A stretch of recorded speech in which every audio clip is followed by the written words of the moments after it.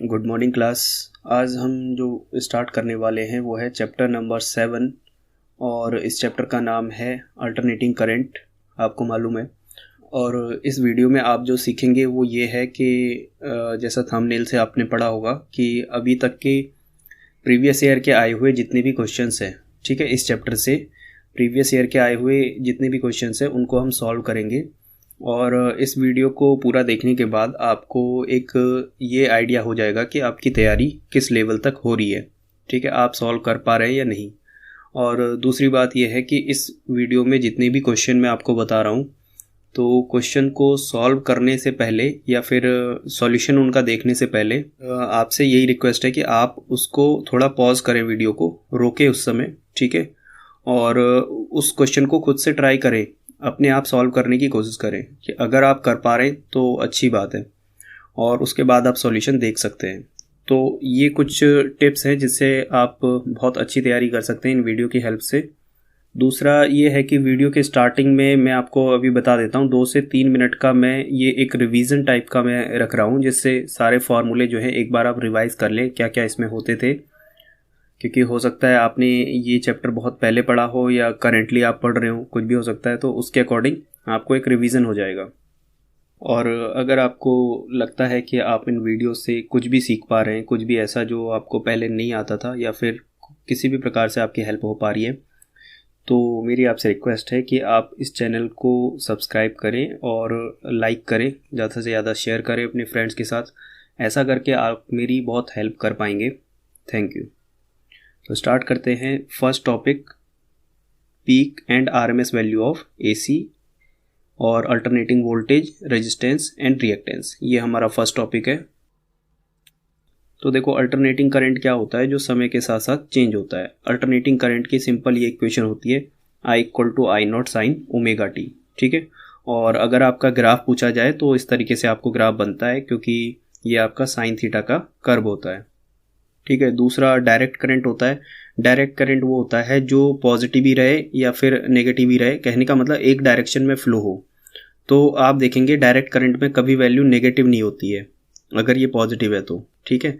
अब direct current का ये मतलब नहीं है कि कांस्टेंट करंट हो, ये वैल्यू ऐसे ऐसे चेंज भी हो सकती है अगर आप कोई रियोस्टेट कनेक्ट कर लेते हैं अपने सर्किट में, ठीक है। थोड़ा सा मैं आपको इंट्रोडक्शन टाइप का बता रहा हूँ चीज़ों को, कि अगर आपने मान लीजिए कि कोई इस तरीके से बैटरी कनेक्ट की है और यहाँ पर अगर आपने रियोस्टेट लगा दिया है ऐसे, ठीक है, और आपसे ये क्वेश्चंस पूछे जा सकते हैं प्रैक्टिकल वाइवा में भी या फिर कहीं भी काम आ सकते हैं आपके।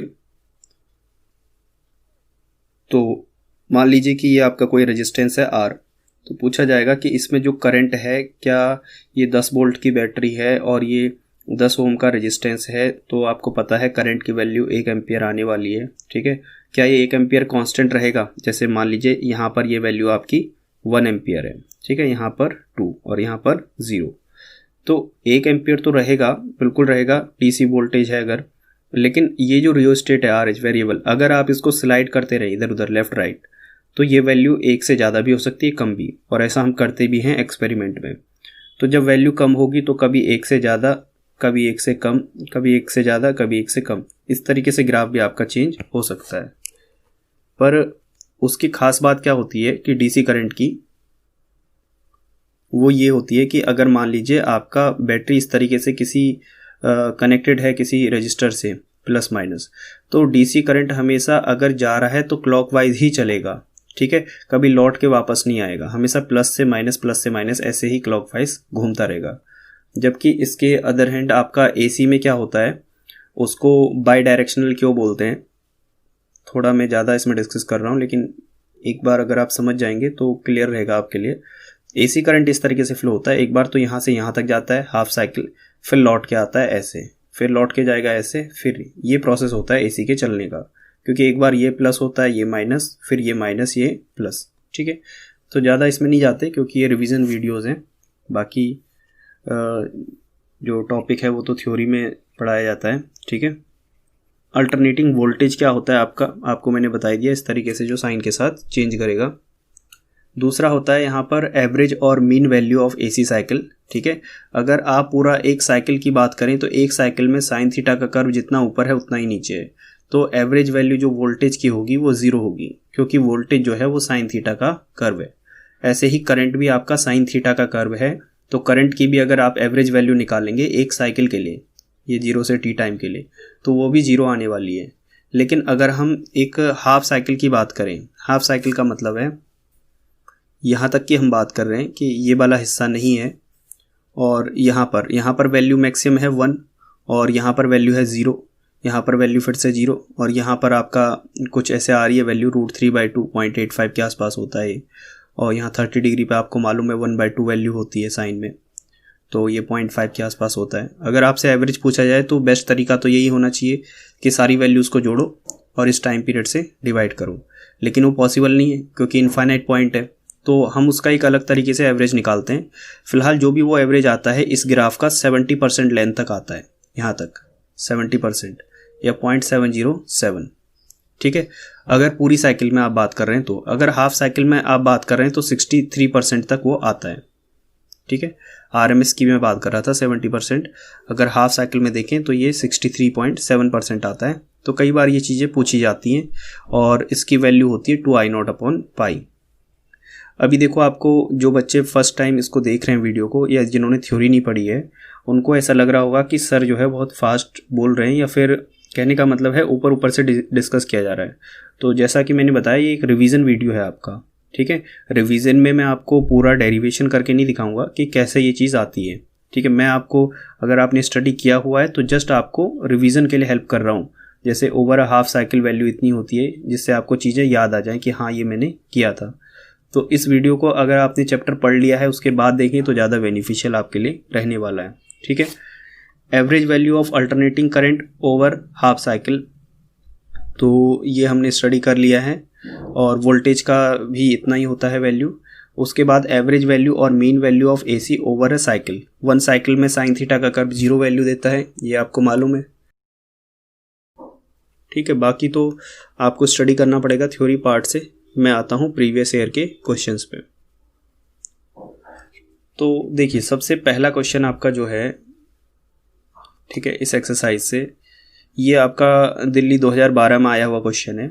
और ये क्वेश्चन क्या बोलता है कि वोल्टेज की वैल्यू दे रखी है V = 140 sin 314t is connected to a pure resistor of 50 ohm, ठीक है। तो ये बोल रहा है कि एक प्योर रजिस्टर है R जिसकी वैल्यू 50 ओम है, और इस 50 ओम से आपका कोई वोल्टेज पावर कनेक्टेड है इस तरीके से, V = Vm sin ωt, और इसके बारे में इसने बोल रखा है कि ये 140 sin 314t है, ठीक है, और ये इस तरीके से जुड़ा हुआ है। उसके बाद ये बोल रहा है कि find the RMS current through the register. तो आपको मालूम है कि सबसे पहले मैक्सिमम करंट आप कैसे निकालते हैं। ये मैक्सिमम वोल्टेज की वैल्यू है 140, तो मैक्सिमम करंट होता है maximum voltage upon resistance. Maximum voltage यहाँ पर 140 है और रेजिस्टेंस 50 है। अगर आप इसको सॉल्व करेंगे तो आपको I मैक्सिमम मिल जाएगा। और IRMS आप कैसे निकालते हैं, IRMS निकालने के लिए मैक्सिमम वैल्यू को आपको √2 से डिवाइड करना पड़ता है, ठीक है। तो ये तरीका रहेगा आपका फर्स्ट क्वेश्चन करने का। सेकंड पार्ट अगर इसका देखें आप, तो इसमें बोल रहा है कि एक डिवाइस है X that is connected over an AC source of इस V = V0 sin ωt, इतना है, ठीक है। The variation of voltage, current and power in one complete cycle is this. तो देखिए, इसको समझते हैं डायग्राम से क्या क्या ये बोल रहा है। ये बोल रहा है कि वोल्टेज और करंट में 3 कर्व आपको गिवन है। पहला तो ये B वाला कर्व है जो ऐसे जा रहा है, दूसरा ये वाला कर्व है C, ठीक है, और तीसरा कर्व ये है। अब आपको इन तीनों में से बताना है कि कौन सा वोल्टेज का कर्व है, कौन सा करंट का कर्व है और कौन सा पावर का कर्व है, ठीक है। तो which curve shows the power consumption over a full cycle, इनमें से कौन सा कर्व है, ABC में से कौन सा ग्राफ है जो पावर कंजम्पशन को दिखाता है। और इस डिवाइस का नाम भी आपको बताना है कि ये क्या हो सकती है डिवाइस, ठीक है। मतलब इस तरीके से आपका पॉसिबिलिटी हो सकती है कि यहाँ पर एक डिवाइस जो X है वो एक रजिस्टर हो सकता है जिससे आपका कोई AC वोल्टेज कनेक्टेड है V = V0 sin ωt, ठीक है। या फिर हो सकता है कि यहाँ X की जगह आपका कोई इंडक्टर कनेक्टेड हो L, और ये डिवाइस का नाम है X जो बता नहीं रहा है इंडक्टर है कि क्या है, ठीक है। या फिर हो सकता है यहाँ एक कैपेसिटर कनेक्टेड हो जिससे आपका ये चीज़ ऐसे जुड़ी हुई है, ठीक है। तो अब आप देखिए पावर का फॉर्मूला होता है VI, यानी कि वोल्टेज का ग्राफ और करंट के ग्राफ का मल्टीप्लिकेशन। तो जो सबसे मैग्नीट्यूड बड़ा होगा वोल्टेज का मैक्सिमम, पावर की मैक्सिमम वैल्यू क्या होगी, वोल्टेज की वैल्यू या फिर और इनटू करंट की वैल्यू। तो जो सबसे बड़ा ग्राफ है हाइट में वो हमारा पावर को दिखाएगा, यानी कि जो ए वाला कर्व है ये पावर कंजम्पशन को दिखाता है। इस तरीके से हम आइडेंटिफाई करेंगे। 1 मार्क्स का क्वेश्चन है और अच्छा क्वेश्चन है, ठीक है, 2015-16 में आया हुआ है। और डिवाइस को पहचानना है। अब देखो डिवाइस में हमें एक ट्रिक याद रखनी है, ठीक है, डिवाइस को पहचानते समय कि कौन लीड करता है किससे। इसके हेल्प से कई बार क्वेश्चन सॉल्व होते हैं। एक ट्रिक होती है IPL। IPL का फुल फॉर्म ये होता है इन इंडक्टर पोटेंशियल लीड्स। क्या मतलब है इसका, IPL, इंडक्टर में पोटेंशियल लीड करता है, वोल्टेज आगे होता है। लीड का मतलब वोल्टेज क्या होता है, आगे होता है। किससे आगे होता है, करंट से, ठीक है। और कितना डिग्री होता है, 90 डिग्री होता है, ये आपको मालूम ही है। तो अब देखते हैं, पता नहीं है। और कैपेसिटर में क्या होता है, कैपेसिटर में आपको पता है इसका उल्टा, उसमें करंट लीड करता है 90 डिग्री। तो ये 2 ट्रिक याद रखनी किसी भी क्वेश्चन को सॉल्व करते समय, ठीक है। अब आप देखिए कि इसमें जो वोल्टेज का ग्राफ है वो तो है V0 sin ओमेगा t, मतलब ये साइन थीटा का कर्व है, तो यहाँ से शुरू होगा। तो जो B वाला कर्व है ये तो कंफर्म आपका वोल्टेज का कर्व है। तो ये वाला जो कर्व है C वाला, ये करंट का कर्व है। C वाला कौन सा कर्व है, करंट का। तो इसमें कौन आगे है, देखिए करंट आगे है 90 डिग्री, ठीक है, वोल्टेज 0 है।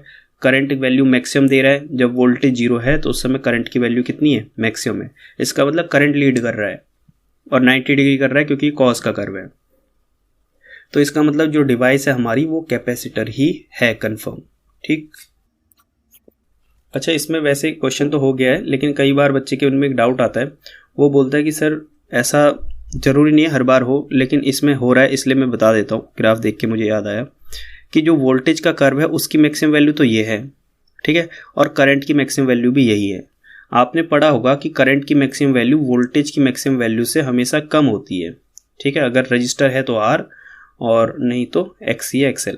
तो ऐसा ज़रूरी नहीं है, ठीक है। हो सकता है किसी स्पेशल कंडीशन में जो आपका रेजिस्टेंस है वो 1 ओम हो, तो पोटेंशियल और करंट की मैक्सिमम वैल्यू क्या हो सकती है, दोनों सेम, तो सेम पॉइंट तक दोनों मैक्सिमम दिखा रहे हैं, ठीक है। तो इन चीज़ों को भी ध्यान रखना है आपने। सेकंड क्वेश्चन अगर आप देखें, ये जो बार बार आप देख रहे होंगे, ये जो हेडर लिखा हुआ आ रहा है support daily hand written updated notes, ये मैं आपको थोड़ा सा बता दूं कि जो कोचिंग क्लासेस होती है हमारी उसमें हम अपडेटेड नोट्स देते हैं, इस तरीके से हैंड रिटन नोट्स देते हैं बच्चे को लर्न करने के लिए। और ये स्कॉलरशिप प्रोग्राम हमने रखा है इस साल से, और वो ये होता है कि अगर आप 80% स्कोर कर रहे हैं, आप ब्रिलियंट हैं, आप मेहनत कर रहे हैं, तो आपको फ़ी जो है ऑफ किया जाएगा, ठीक है। 50% एग्जेम्प्ट दी जाएगी फ़ीस में। तो ये उन बच्चों के लिए है जो अफोर्ड नहीं कर सकते इतनी ज़्यादा जो कॉस्टली कोचिंग होती है, उनके लिए ये स्कॉलरशिप प्रोग्राम रखा गया। तो देखो स्टार्ट करते हैं सेकंड क्वेश्चन से। A pure inductor 25 milli henry is connected to a source of 220 volt, find the inductive reactance. तो ऐसा बोल रहा है कि एक इंडक्टर है और वो इंडक्टर आपका किससे कनेक्टेड है, 220 वोल्ट। याद रखें 220 वोल्ट जब भी देता है ये एवरेज वैल्यू होती है, या फिर आप ऐसे बोलें कि ये RMS वैल्यू होती है। पीक वैल्यू कितनी होती है, 311 वोल्ट, ठीक है। जो VM होता है वो 311 वोल्ट होता है, और जो VRMS होता है इंडिया में वो 220 होता है। क्योंकि अगर आप VM को √2 से डिवाइड करें, यानी कि 311 को √2 से डिवाइड करें, तो आंसर आपका ये आता है 220 वोल्ट। तो यही हमारा VRMS की वैल्यू है। तो जब भी 220 वोल्ट बोले तो आपको ये चीज़ ध्यान रखनी है। अब यहाँ बोल रहा है कि एक इंडक्टर है वो ऐसे किसी उससे कनेक्टेड है AC सोर्स से, और इसका जो इंडक्टर है L की वैल्यू 25 मिली हेनरी है। मिली का मतलब 10⁻³ हेनरी, और 220 वोल्ट इसकी VRMS वैल्यू है, ये भी हमको मालूम है। और उसके बाद ये बोल रहा है कि इंडक्टिव रिएक्टेंस निकालो। अब इंडक्टिव रिएक्टेंस आपको मालूम है XL, जो ये रेजिस्टेंस ऑफर करता है।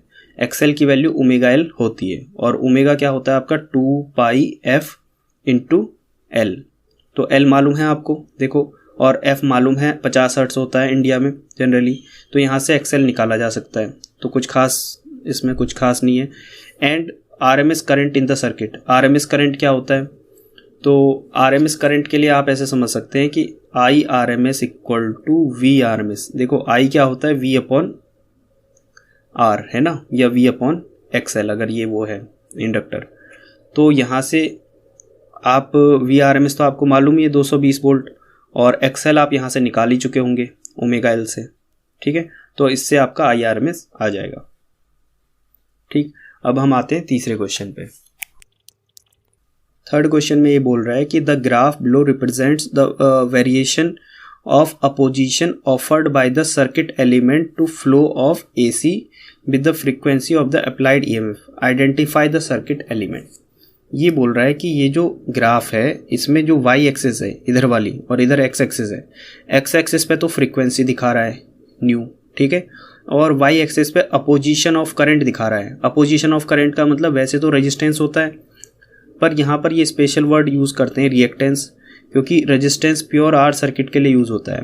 प्योर L सर्किट होगा या प्योर कैपेसिटिव सर्किट होगा तो उसके लिए रिएक्टेंस वर्ड यूज़ होता है, ये आपने पढ़ा होगा।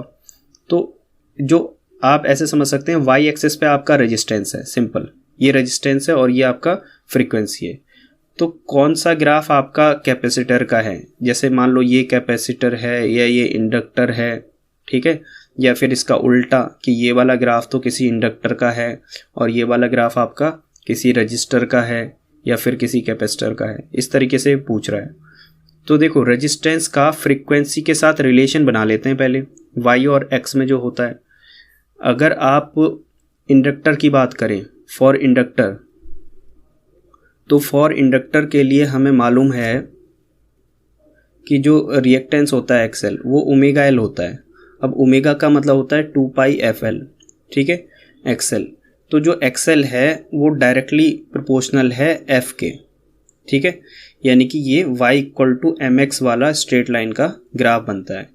F का मतलब यहाँ F की जगह अगर न्यू भी लिख दो तो एक ही बात है, वो फ्रीक्वेंसी है। तो यहाँ पर आपको ये देखना है कि जो स्ट्रेट लाइन वाला ग्राफ है ये तो इंडक्टर का है आपका, ठीक है, क्योंकि यहाँ जो अपोजिशन ऑफ करंट है ये XL है, क्योंकि XL फ्रीक्वेंसी के साथ ये एक स्ट्रेट लाइन ग्राफ बना रहा है, ठीक है। और ये स्ट्रेट लाइन ग्राफ जो बनता है आपको मालूम है इस तरीके से XL वाला फॉर्मूला होता है। अब हम एक एक करके चॉइस पे बात कर लेते हैं। अगर कैपेसिटर की बात करें, फॉर कैपेसिटर, तो कैपेसिटर के लिए जो रेजिस्टेंस का फॉर्मूला होता है, अपोजिशन ऑफ करंट का मतलब रेजिस्टेंस, तो इसका जो इफेक्टिव रेजिस्टेंस है जिसको रिएक्टेंस भी बोला जाता है उसका फॉर्मूला होता है 1/ωc। तो ओमेगा को 2πf बोलते हैं या 2π/ν।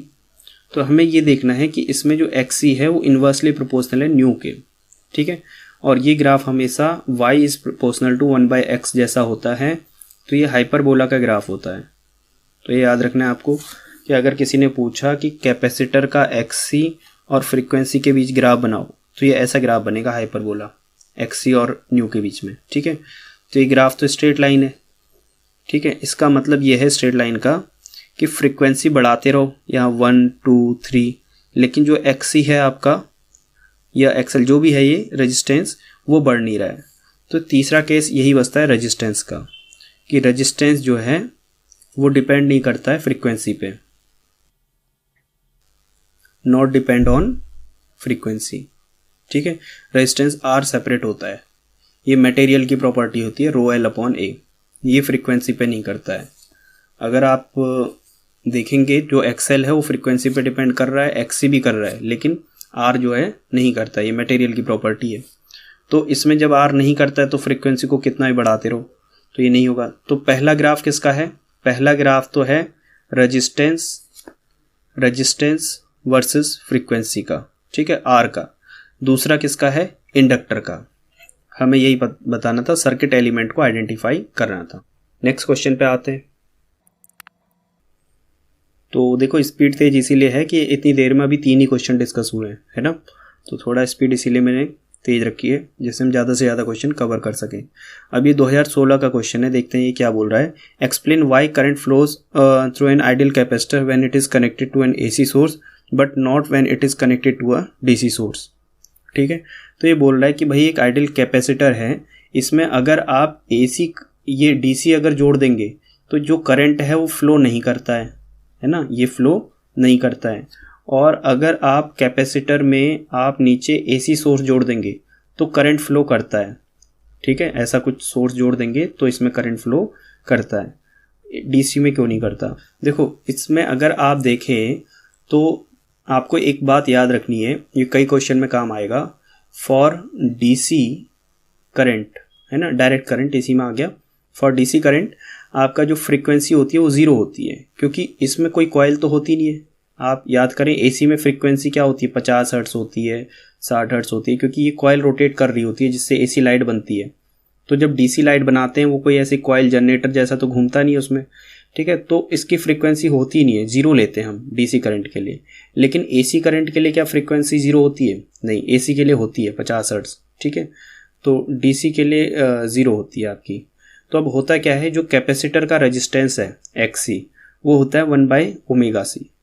तो ओमेगा को 2πf लिखते हैं और सी, ये बार बार मैं कभी न्यू लिख रहा हूँ कभी एफ, तो समझ जाना एक ही बात होती है फ्रीक्वेंसी के लिए।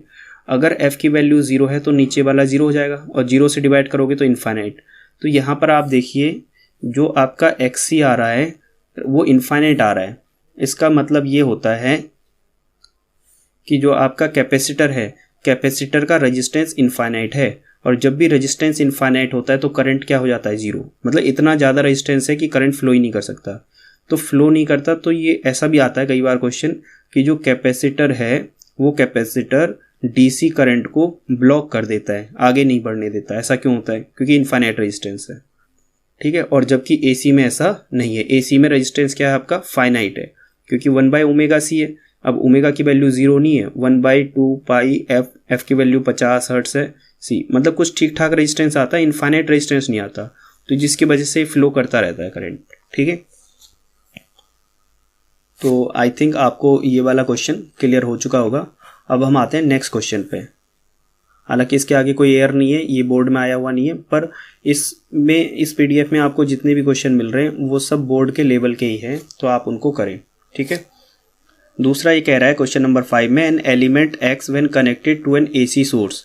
एक एलिमेंट है एक्स। अब ये एक्स क्या हो सकता है? ये कोई रजिस्टर भी हो सकता है ऐसा जो कि एसी सोर्स से कनेक्टेड हो, या ये कोई कैपेसिटर भी हो सकता है, ठीक है, या फिर ये कोई इंडक्टर भी हो सकता है, ऐसे सोलेनॉइड जैसा जो होता है, ठीक है। तो ये बोल रहा है कि एक एलिमेंट है एक्स जो कि कनेक्टेड है एसी सोर्स से, ठीक है। It has a current leading than voltage by π/2। इसमें करंट लीड कर रहा है वोल्टेज से, और कितना डिग्री? 90 डिग्री। तो एलिमेंट को आइडेंटिफाई करना है। अब आपको पता है कि कैपेसिटर ही ऐसा डिवाइस है जिसमें करंट लीड करता है, क्योंकि आपको ये ट्रिक याद रखनी है, आईपीएल। इसका उल्टा उसमें होता है। In inductor potential leads, potential lead करता है मतलब वोल्टेज लीड करता है 90 डिग्री, किससे? करंट से, पर वो इंडक्टर में होता है। तो कैपेसिटर में इसका उल्टा होता है, उसमें करंट लीड करता है 90 डिग्री, ठीक है। तो यहाँ पर ये यही बोल रहा है कि करंट लीड कर रहा है वोल्टेज से π/2 से। तो इसका मतलब ये एक्स कौन सी डिवाइस है? ये एक कैपेसिटर है। फिर उसने बोला अगर आपने डिवाइस को अच्छे से पहचान लिया है तो इसकी रिएक्टेंस का फॉर्मूला लिखिए। अब इसकी रिएक्टेंस का फॉर्मूला या इसके रेजिस्टेंस का फॉर्मूला क्या होता है वो यहाँ पर लिखा हुआ है, x = 1/ωc। बस ये आंसर करना था इसमें, ठीक है। नेक्स्ट क्वेश्चन में आते हैं।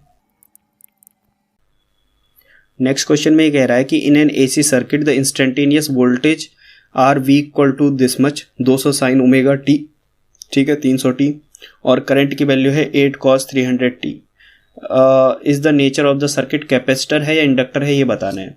तो देखो इसमें थोड़ा वोल्टेज को अच्छे से लिख लो पहले। वोल्टेज क्या लिखा है? वो लिखा है 200 sin ωt यानी 300t, और करंट की वैल्यू लिखी है 8 cos 300t, ठीक है। और अगर आप थोड़ा इसको साइन में कन्वर्ट करें कंपेयर करने के लिए, तो आप इसको लिख सकते हैं sin 90 + θ यानी 300t + π/2।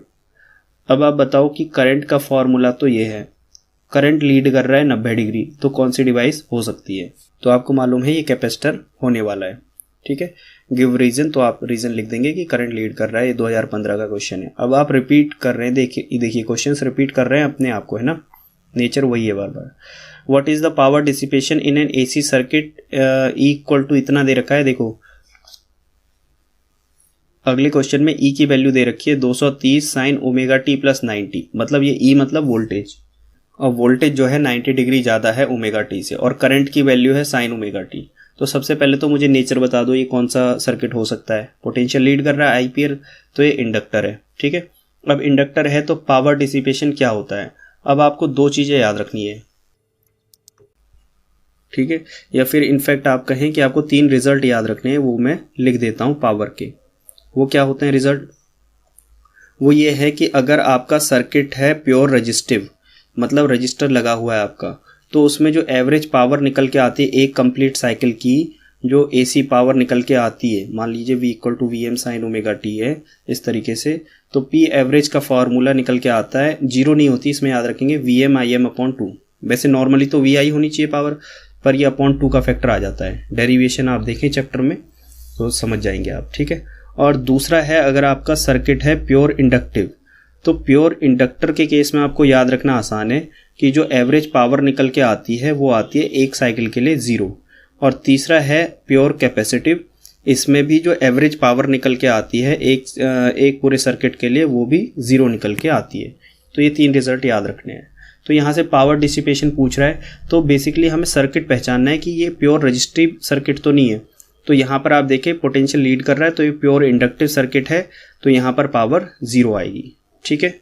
अगर मान लीजिए ये यहाँ पर π/2 ऐसा नहीं होता, ये खाली इतना होता साइन ओमेगा टी, और आपसे पावर पूछता, तो आप क्या बोलते हैं, 0 नहीं आती, VM/IM/2, यानी कि maximum value of voltage 230 into maximum value of current 10/2, ये आपका आंसर हो जाता, क्योंकि ये प्योर रजिस्टिव सर्किट होता उस केस में, क्योंकि आपका वोल्टेज और करंट क्या है, सेम फेज में होते हैं।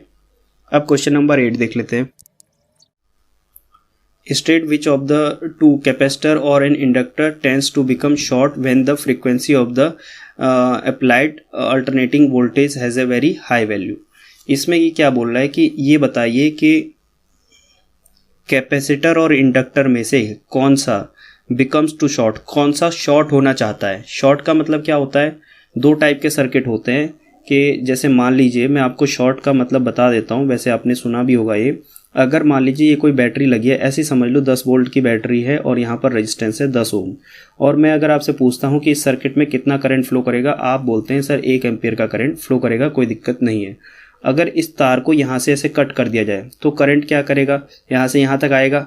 अब बैटरी में रूल है, जो करंट निकला वो लौट के वापस आना चाहिए। अब लौट के वापस तो आ नहीं पाएगा, इसका मतलब करंट चलता ही नहीं है। तो इसको बोलते हैं कि सर्किट यहाँ से कट हो गया, या फिर ओपन सर्किट है, खुला सर्किट है, ठीक है। खुले सर्किट का मतलब है करंट फ्लो नहीं करेगा, करंट क्या हो जाएगा, 0 ओपन सर्किट में। और करंट 0 होने का ये भी मतलब कई बार निकाला जाता है कि रेजिस्टेंस इनफाइनाइट हो गया इस सर्किट का।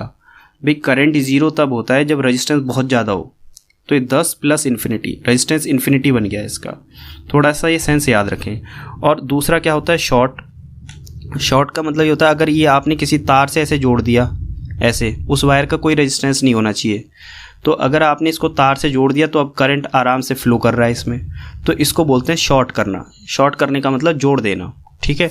अब आते हैं इस क्वेश्चन पे।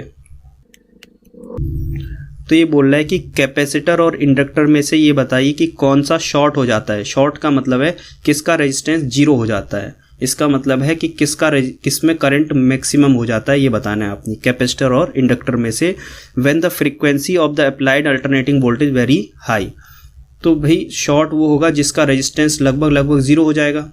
शॉर्ट होने का मतलब मैक्सिमम करंट तब फ्लो करेगा जब रेजिस्टेंस क्या हो जाए, 0। अब इंडक्टर का रेजिस्टेंस क्या होता है, इंडक्टर का रेजिस्टेंस हो जाता है XL equal to omega L, तो ओमेगा का मतलब 2πfL। तो ये बोल रहा है कि इस फ्रीक्वेंसी को बहुत ज़्यादा बढ़ा देना है, इसको बहुत ज़्यादा बढ़ा देना है, मोर कर देना है, इंक्रीज़ करना है।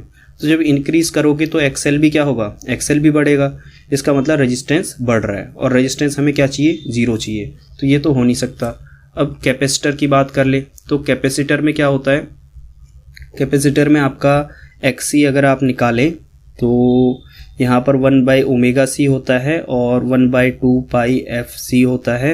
अगर f को आप बढ़ा दें बहुत ज़्यादा तो XC क्या हो जाएगा, f को अगर आप ज़्यादा संख्या से डिवाइड करेंगे तो XC क्या निकल के आएगा, बहुत ही कम, और बहुत ही हाई कर दें f को तो ये इतना कम हो जाएगा, लगभग 0 के बराबर। तो 0 का मतलब ये शॉर्ट हो जाएगा, ठीक है। तो हमारा आंसर क्या हो जाएगा, कैपेसिटर ऐसी टेंडेंसी रखता है हाई फ्रीक्वेंसी पे जीरो रेजिस्टेंस होने की या फिर शॉर्ट होने की। ठीक है, ये 2015 का क्वेश्चन है। तो 10 क्वेश्चन ही हम रखते हैं अभी। ये लगभग आपका आधे घंटे का वीडियो बनेगा और इसमें मैं 10 क्वेश्चन ले रहा हूँ। फिर इसके बाद मैं दूसरी वीडियो अपलोड करूँगा, उसमें नेक्स्ट 10 क्वेश्चन होंगे, क्योंकि बच्चा एक साथ 20 क्वेश्चन या 1 घंटे की वीडियो कई बार बच्चे नहीं देखते हैं, तो मैं इसको शॉर्ट क्लिप में रखता हूँ। ठीक है, तो 9 क्वेश्चन क्या कह रहा है, the instantaneous current of N AC circuit, current ये दे रखा है, what is the RMS value. देखो IRMS पूछ रहा है, तो आपको ये पहले कंपेयर करना आना चाहिए कि I = IM sin omega T होता है, स्टैंडर्ड इक्वेशन पता होनी चाहिए। तो जो भी IM की जगह लिखा है, जैसे 5 लिखा है, तो करंट की मैक्सिमम वैल्यू है। अब उस मैक्सिमम वैल्यू को आपको पता है, अगर आप √2 से डिवाइड करते हैं IM को, तो आपको क्या मिल जाता है, RMS वैल्यू मिल जाती है। तो ये क्वेश्चन आपका हो गया। दूसरा ये पूछ रहा है फ्रीक्वेंसी क्या होगी। अब देखो यहाँ पर जो ये ओमेगा लिखा हुआ है, ओमेगा की जगह यहाँ 314 लिखा हुआ है। एक चीज़ आप याद रखें इसमें कि फ्रीक्वेंसी पूछा है, ओमेगा की वैल्यू 314 है कंपेयर करके। ठीक है, तो ओमेगा की वैल्यू वाकई में होती है 2πf और इसकी वैल्यू 314 है। तो यहाँ से f की वैल्यू आपकी हो जाएगी 314/2π। पाई का मतलब 3.14, इससे डिवाइड करेंगे, यहाँ पर 100 आ जाएगा, ये कट गया तो 50 हर्ट्ज। तो इसको अगर आप डेटा को याद रख लें तो भी कोई दिक्कत की बात नहीं है। यानी कि जब फ्रीक्वेंसी 50 हर्ट्ज होती है, 2 × π × 50, तो ओमेगा की जो वैल्यू निकल के आती है 3.14 × 50, 50 और 2 कितना हो जाता है 100, 100 × 3.14, तो ये निकल के आ जाती है 314। तो जब भी ओमेगा 314 लिखा हो, इसका मतलब f की वैल्यू 50 हर्ट्ज है। ये आगे कई क्वेश्चन में आप देखेंगे रिपीट होगा, तो हेल्प मिलेगी आपको। ठीक है, तो सेकंड आंसर क्या हो जाएगा, फ्रीक्वेंसी = 50 हर्ट्ज। ठीक है, अब अगला क्वेश्चन देखें। ये क्वेश्चन है 2011 का आया हुआ क्वेश्चन है। इसमें ये बोल रहा है कि the current flowing through a pure inductor है, L की वैल्यू दे रखी है मिली हेनरी। जब भी हेनरी आपको दिखे तो समझ जाइए L की वैल्यू है, और L दे रखा है, I दे रखा है। तो सर्किट डायग्राम बना लेते हैं पहले। ठीक है, सर्किट डायग्राम कुछ इस तरीके से है कि एक कॉइल ऐसे लगी हुई है, यहाँ पर एक पावर सोर्स है। अब क्वेश्चन को रीड करते हैं। ये बोल रहा है current flowing through a pure inductor, इसका जो L है वो है 2 मिली हेनरी। ठीक है, और इसमें से जो करंट फ्लो कर रहा है वो करंट की वैल्यू आपको दे रखी है I = 15 cos 300t। ठीक है, और इसमें what is the RMS and average value of the current. तो अगर आप इसको लिखना चाहें, वैसे ज़रूरत नहीं है, लेकिन अगर आप लिखना चाहें तो ऐसा भी लिख सकते हैं, 15 sin 300t + 90 डिग्री। थोड़ा साइन की फॉर्म में जिनको समझ में आता है, तो करंट इतना है। ठीक है, और इसमें पूछ रहा है कि जो आपकी what is the RMS value and average value of current over 1 complete cycle. तो ये जो होता है, अगर आप इसको स्टैंडर्ड से कंपेयर करेंगे तो यहाँ पर आपका हो जाता है I = IM sin ωt, है ना, +5 इस तरीके से। और जो भी लिखा है IM की जगह, तो ये मैक्सिमम वैल्यू ऑफ करंट है 15। RMS आपको हमेशा कैसे मिलता है, जब आप मैक्सिमम को √2 से डिवाइड कर देते हैं, ये आपको आता होगा। उसके बाद ये बोल रहा है average value of current over 1 complete cycle. तो आप एक चीज़ याद रखेंगे कि जब भी I जो है वो कॉस का ग्राफ है या साइन का ग्राफ है, cos ωt, तो जो एवरेज करंट पूछा जाता है, एवरेज करंट हमेशा आपका इस तरीके से निकलता है। अगर आपने थ्योरी अच्छे से पढ़ी होगी, इंस्टेंटेनियस करंट × dt/t। ठीक है, 0 से t, ये एक फंक्शन होता है। अगर आपको जानना होगा तो मैं ये भी बता दूंगा ये कैसे आता है। तो यहाँ पर इंस्टेंटेनियस वैल्यू अगर आप रखेंगे तो ये आ जाता है IM cos ωt dt/t। ठीक है, और इसका इंटीग्रेशन, तो कहने का मतलब है कि cos ωt का इंटीग्रेशन हमेशा 0 होता है एक कंप्लीट साइकिल के लिए। या कभी ऐसा है कि sin ωt का इंटीग्रेशन क्या होगा एक कंप्लीट साइकिल के लिए, जैसे वोल्टेज में आ जाता है, तो ये भी 0 होता है। रीज़न क्या होता है, अगर आप करके देखेंगे तब भी आपको आइडिया आ जाएगा। और वैसे भी साइन थीटा का जो जितना ग्राफ ऊपर होता है उतना ही नीचे होता है। ठीक है, तो यहाँ +1, यहाँ -1, इस तरीके से। तो एक कंप्लीट साइकिल में इसका इंटीग्रेशन अगर आप करेंगे साइन थीटा डी थीटा का 0 से 360 डिग्री एंगल तक, तो ये हमेशा ज़ीरो निकल के आएगा। चाहे तो आप कर लें इसको माइनस कॉस थीटा और 0 से 2 पाई, और वैल्यू आप रखेंगे, लिमिट चेंज कर दीजिए, माइनस साइन कॉमन ले लीजिए, कॉस 2 पाई माइनस कॉस 0, इसकी वैल्यू भी 1, इसकी भी 1, और आंसर आपका क्या आ गया 0। तो हमेशा ये 0 आते हैं। ठीक है, तो आई थिंक मैंने अभी 10 ही क्वेश्चन लिए हैं।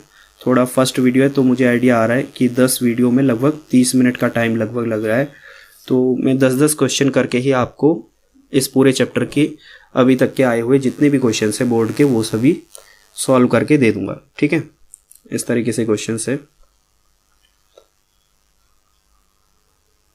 चलिए आज के लिए इतना ही, मिलते हैं नेक्स्ट वीडियो में। Okay, thank you.